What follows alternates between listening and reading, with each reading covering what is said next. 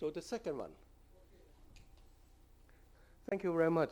Very, very glad to be here. And I'm one of the organizers, so I thank the organizer as well, right? But it's what our chair said. I'm very much acquainted or be friends of Indian colleagues, right? And before COVID, I used to come to India from Hong Kong almost once every year, right? I have visited and have exchanges with most, if not all, major centers in India. I can tell you, in India, have been to Chennai, of course, a few times. I've been to Madurai, have been Hyderabad, right? For of course, Elvi Prasad and Aravind, and Chennai's Sakura Lathalaya. Been to Mumbai, have been to Bangalore. So quite, a wide, travel in India. So it's always a great pleasure to visit India again. So after the COVID, it's been 6-7 years, right? So back to India. So I'm very, very honored. Unfortunately, for this conference, because of visa issue, some of us know that. So some of our speakers cannot come, right? And we probably have to miss, right? So I'm very glad to come here to share with you some of our work in Hong Kong. Now, I particularly chose this topic for our audience here because light therapy is one of our latest work, right? So we haven't done this for too long yet, about a year's work only. But some of you may know that in children myopia, we've been working on this quite rigorously over the last 10 years, right? More than 10 years now. And we have been publishing a lot of data that we have collected on Chinese children in Hong Kong, on the phenotypes, and also we do quite a lot of genetic studies on myopia. But then this theme of today, this section is emerging areas of eye research. So I purposely share some of this work with you all, right? But for us, light therapy of children with myopia in Hong Kong, we are still at the early stage. So I'm very glad to serve you what has been done before. So myopia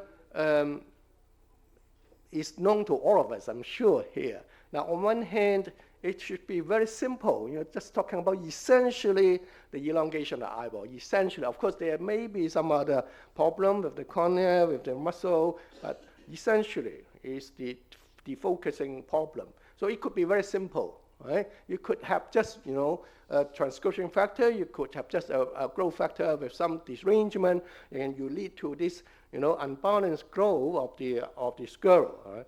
However, it is not like that. So on one hand, it could be simple. On the other hand, it could be very complicated.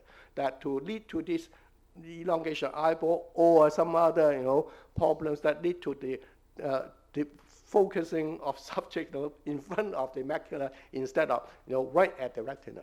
So we know that it is very very complicated, and that's why even today we are really struggling in treating myopia. So we all know in this audience that we need to prevent myopia, particularly children. We all know it's very, very serious. Say back in Hong Kong,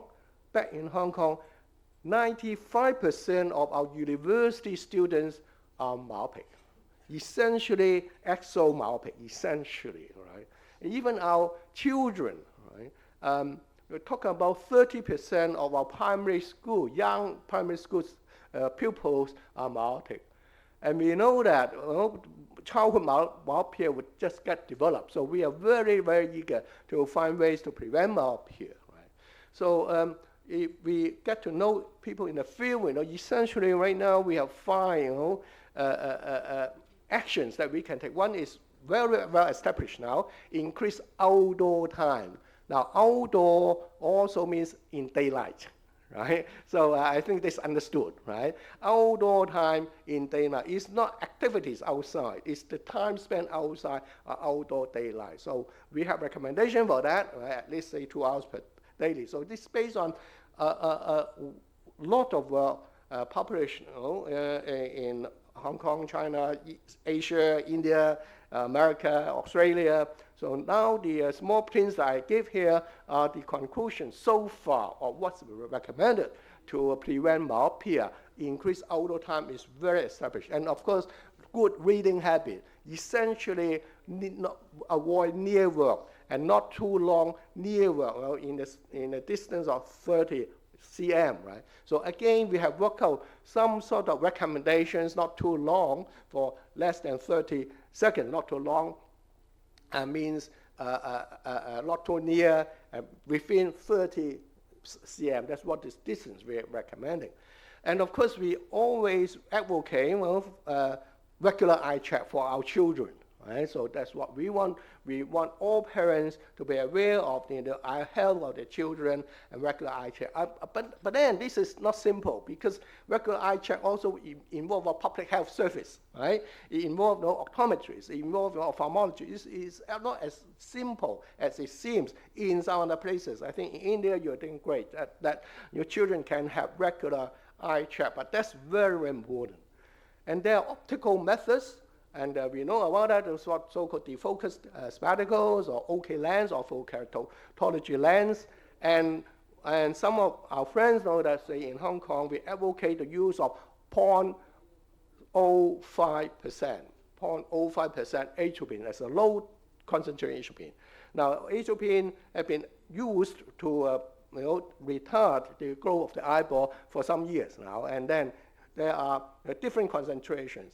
And based on our data in children in Hong Kong, we advocate this 0.05%. There's a balance between the efficacy and safety. So these are fairly well established, right? Although we still need a lot more data, more multi-center studies to confirm all these, methods of myopia prevention. But we still need alternatives, right? So recently, the light exposure therapy myopia control have been under good study. And that's why I said, even in Hong Kong, in our department, we also have started this about a year ago. But there have been some very important work that have been published, and also light therapy and combination therapy. Now, come back to increased outdoor time. It's very established. This is a phenomenal paper by Ian Morgan and Kathy Rose, right, published based on their work in Australia in 2008. That's well established that based on their data, and of course later validated by many other studies, which I refer to very briefly, is high level of total time spent outdoors that we should add in daylight, right? Other than especially engaged in physical activity. So it's not outdoor activity, it's outdoor time in daylight. That's well established now based on this pioneering study, and the fact is there already. And in China, I have selected 3 randomized trials, very well established. The first one, of course, there was very high profile publication by Mingguang He in JAMA back in 10 years ago now, right? There is a randomized clinical trial on the daylight and primary schools in Guangzhou, one of the major cities in the south of China, right? So that's very clear to establish outdoor activities. And then also, of course, in Taiwan, particularly by the work by Professor Peichang Wu, and in Kaohsiung in particular, randomized intervention clinical trial, again on grade 1 young children aged 6 years. Very, very nice control study. And of course, later also in Shanghai, again, Shanghai is it's not the biggest city in China. Prospective, this time is prospective cluster randomized examiner mass 3-arm trial involving more than 6,000 children, 6 to 9 years old. All in all, the conclusion is we all came down to similar conclusion, a different design study, that extra 40 minutes of outdoor time reduces the incidence myopia up to 23% after 3 years old. Based on that, it's very, very clear now. But then controlling myopia progression is perhaps less relaxed just on outdoor time. So because of that light, right? Outdoor time is outdoor light. They come in, so all development go to sort of focus on laser, on the special light, right? On the sort of light exposure. And then based on animal work, we found that it's repeated low-level red light. So I'll cut the long story short. It is low-level laser, wavelength 650. That is the optimum for dealing with myopia. And this is just one example of the system that been using now the prototype, right? And there are different designs. Essentially, is that you have a child very comfortably put the eyes onto this machine, and 20 minutes or 30 minutes in a day, and then they have standard protocol, radiation 650 nanometer, right? I would say this is, if not the first, then is one of the very important pioneer work, again by Mingguang He, on the repeated low-level red light therapy, right, for myopia control. This one conducted also in Guangzhou, 246 children, very, very well designed study. I can speak longer and all that because we have less speakers now, right? So I can be a bit more relaxed, and we can hopefully get to know a bit more about this topic, and so are our other speakers. So these are the results, and leading to axon-length shortening at 12 months with this repeated low-level red light, definitely reduction. So to be quicker, this is the conclusion by this very important work that when these Chinese children repeated low-level red light therapy is effective. But there are unknowns. Still, this is not what's unknown, is the longer efficacy and safety, whether the rebound effects, whether what is the optimum treatment strategies, although these studies are well designed, and how about the underlying mechanism? Now, this is the weakest part. I'm sure the audience can challenge me on what's the mechanism. Then I can tell you I don't know much about it as yet, because it's still in the progress by various groups in the world, right? But then therefore there are further work importantly. Now this is very prophetic. Double mask and placebo control study was needed, as advocated by Mingguang, and also mechanistic study according to this one. And then this work was also followed up by another group, and again in Shanghai, Professor Xu group. This one is a 12-month parallel group school-based randomized clinical trial in 10 primary schools in Shanghai, another big city, right? Chinese children, right? This time 278 students, and so you see that the incidence of myopia really after 12 months really decreased in relative terms. So again, what's the conclusion is the myopia incidence reduced by 55.6% at 6 months and 33.4% at 12 months. And all in all, the 36.2% reduction in AL. Now, they also examined these children by OCT, and they found no VA structural damage in the intervention. So they're giving some good data on the safety. That was published in 2023, and there are other studies going into more details. For example, no reversible visual function loss that's been found in one study, and combine our LLL, the repeated low red light therapy with OK lens. So that's also been published, and also going to the very detail on the thickness of the choroidal thickness. So all this have been advocated. So all in all, different studies show that repeated low-level RP have strong efficacy, and then the intervention group still experience AL shortening after 12 months. So it seems that there's still more to do, and then there's more studies, and this one on 24-month follow-up, right? And there's also different arrangement. The control and over 2 years, and then they have this 1 year single vision lens, and the other year single lens SSF, and then we start up with RLVL first, and then SVS first, and lastly, you see that the double dose RLLL for over 24 months is most applicable, right? So we have the conclusion from this study published in 2022, and then there's some information on rebound effect. So there are some modest rebound effects. So overall, with this sort of repeated low-level red light does have some modest rebound effect. But whether or not the rebound effect would be affected, right, is still under investigation, and the rebound from this current study so far did not completely negate earlier results. And there are also collective evidence from other studies that that on the red light wavelength, and then the main difference from meta-analysis all been confirmed from the data so far, right? So, and then there are combination study, and this one particularly, RLL with 0.01% atropine, and found that the light therapy is more effective than 0.1%. That's very low level atropine. And of course, the safety, and this study reported in 108 children on the safety so far is fine, so to speak. There are more studies on the safety, and then further work are needed, but then there's so far no known reversible, irreversible visual function loss or ocular structural changes.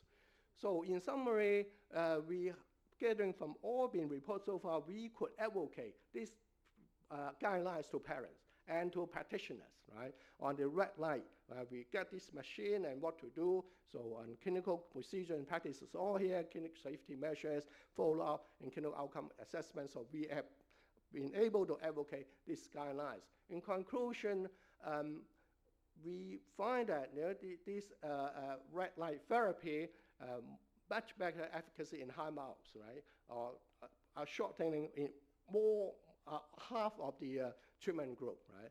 And then the RLL plus ortho-K and enhanced efficacy in poor response to ortho-K monotherapy. Essentially, the usefulness of red light therapy has been established. Although, very importantly, very important for the world. That's why I said it's an emerging field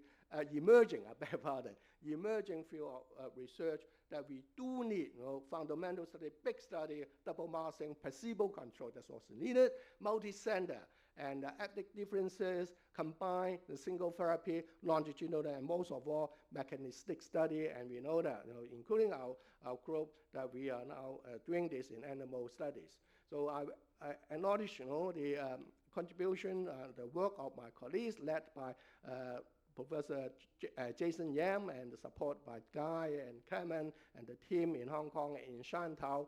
And we need collaboration. Hopefully, this presentation draw attention, and you're welcome, to the communication. And we really need multi-center trials. And you're all welcome to Hong Kong next year, APAO. So this is Hong Kong, and then hopefully this is attracting you. Thank you very much. Thank you.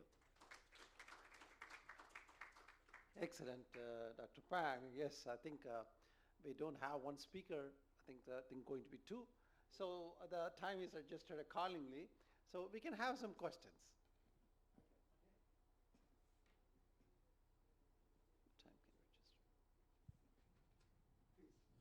Dr. Pang, I appreciate the work, the collection, and the various studies which you have shown, and your admittance that we still don't know the mechanism of these therapies work. But do you have any hypothesis? That's one question. The second one is, you have been talking of reducing the axial length, which is slightly, I'm not able to comprehend, because the length of the globe is determined genetically to grow till the age of 18 years. That's what we all know. But I don't think it can shorten. Maybe it will prevent elongation, if that's what you mean to say. Thank you. Thank you very much. Great question. Very important. And I haven't been able to make myself clear. And of course, a lot of unknown, right? So yes, firstly, on the mechanism, it got to be the stimulating effect of red light, and we know that, in contrast to blue light, which we know that it does not do very well on many ocular cells in culture. That's all been known is red light that could stimulate some growth. But then, of course, you got to have a balance. So our hypothesis so far is still on the activating activity of this 260 nanometer wavelength laser, right? At different dosages, different energy levels in vitro and in vivo. And so there are work going on like that, right, on this essentially on stimulating effect. Then there can be some other hypotheses by other groups, but so far, we're still waiting for publication from different groups, and our data haven't been confirmed yet, so we're still working on it. But definitely, this is an important emerging study, and then we do need more hypotheses. That's why I welcome, collaboration, ideas that we can work together, right? And come back, and then the second question, axial length. Axial length is still the sort of, the axial length that we measure by the IOL master, right, or by the lens star. So that's essentially the axial length that we are talking about, because these are on children coming into our clinic. So that's why we use our clinical equipment to do the measurement, and it should be the group itself. Now, whether or not, as what you said, is a prevention of growth or retarded growth, right now there are possibilities that it could both happen. So, as what I said, we are refining our procedures, right? And then that's right. I cannot be sure yet, can't be sure. But then we are going to confirm by our data. We are following up these children. And actually right now, we have more than 1,000 children undergoing this sort of therapy in our trial. So that's very important, because we do need different groups, right? As we said, and the combination therapy, or even a single therapy cell, the design of the treatment itself would affect us. So we also need to make measurements over a period of 3 years. I think in 3 years we should be able to at least answer partially your question. So thank you very much. Very, very enlightening question. Thank you. Calvin, excellent talk. I'm Tokan, Singapore. Yes. May I know the amount of red light received by the children compared to, let's say, 2 hours of ambient red light? How does it compare? It is stronger, slightly stronger, not too strong. The point is, you have this procedure. That's why, the trial itself, we have to do many different of trial, because as what you said, you mentioned very important, infer to another point, is that these children in this study are exposed to different extent of light in their daily life, right? You are not to shut them up indoor throughout these 24 hours. So that's why you have, in order that, you get a real good effort, you need a good sample size. That's one point. Secondly, definitely the amount of light, the energy level that are imposed on these children are slightly higher. So again, we can do a calculation later, right? Because on that, we have to measure, the ambient light, or what's ambient then in this particular season. But then, this study have to be at least 1 year long, right? So overall, we still have to take measures. And of course, the ambient light out, red light in Singapore, in Hong Kong, in India, what happened, under the Indian sun, right? So strong. And also in the north is different. So this is very, very, not just important, very tricky question that, we really have to do a lot of study to verify. And again, I want to encourage our friends to be involved in study of this. It's very interesting. This study is very interesting, especially the tropical countries like India and other, South Asian countries. Despite we have very good sunlight, it's a paradox that, we are looking for oral type of therapies to look for. I don't know how much is the compliance which is going to happen when the children is looking into the light all the time.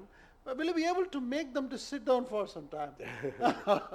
So I think we will move on to the next one. We can have a discussion. Yeah, quick question. Yeah, please go ahead. Yeah.